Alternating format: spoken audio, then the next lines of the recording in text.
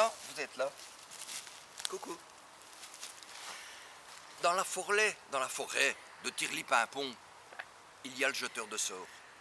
Et le jeteur de sorts, les gens des villages voisins s'en méfient comme de la peste. Il suffit de lui dire un mot mal placé et on se retrouve avec quelque chose de malheureux. On se casse une jambe, on attrape des boutons, des démangeaisons, on tombe en panne avec sa voiture. Mais Victor, c'est le boucher. Le boucher qui est très très très désagréable. Il va dans les villages et il prend un malin plaisir à laisser les femmes dehors ainsi que les enfants quand il fait froid. Quand il pleut, il est encore plus heureux. Ceux-ci sont tout mouillés. Et quand ils viennent se mettre à l'abri, ils peuvent enfin commander de la viande, pas toujours très nette. Un jour, les gens se sont demandé comment cela se faisait que Victor avait toujours de la viande. Alors que parfois les gens disaient « mais il n'y en a plus, on n'en a plus ». Et lui, il en avait. C'est ainsi que notre ami, en réalité, était, mais chut, ne le répétez pas, un assassin. Un assassin. Il regardait, par exemple, quand le percepteur des postes sortait avec sa mallette remplie d'argent, il l'arrêtait, il le tuait et il l'emmenait dans sa cave. Là, il dépeçait l'homme et il allait vendre toute la viande, tout en gardant l'argent. Il faut dire que personne, ça, ne le savait. Un jour, il est allé dans un petit village et en chemin, il a trouvé au milieu de la rue le jeteur de sorts. Celui-ci l'a arrêté.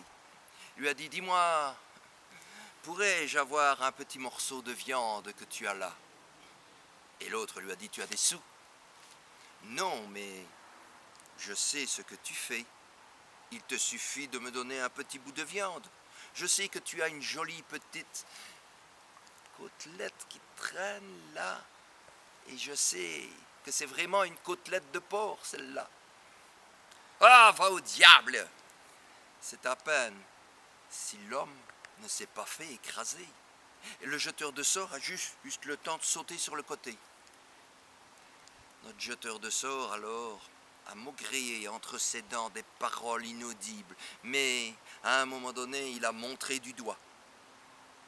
Et la camionnette continuait son chemin. Au premier tournant, il y avait un barrage de police. Ceux-ci l'ont arrêté.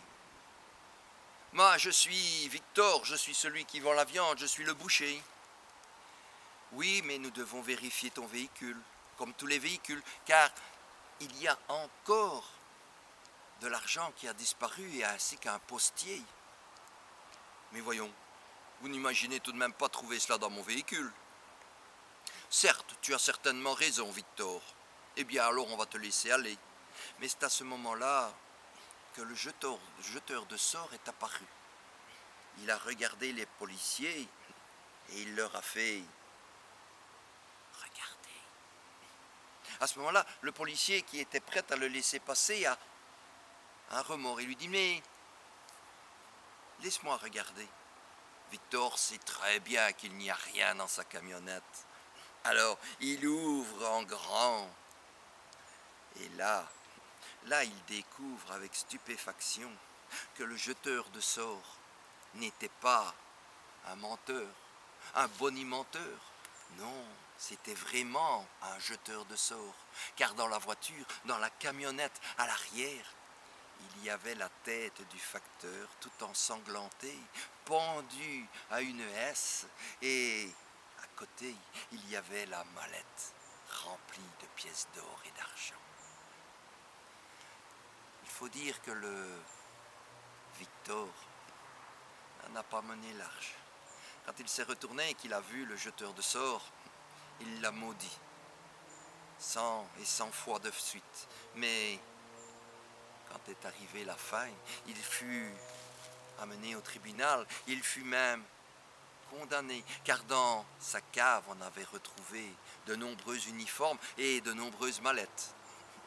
C'est ainsi que lorsqu'il fut déclaré coupable, que l'on lui mit la tête sous le billot et que la lame de la guillotine allait tomber, la dernière chose qu'il a vue, c'était le sourire du jeteur de sort. C'est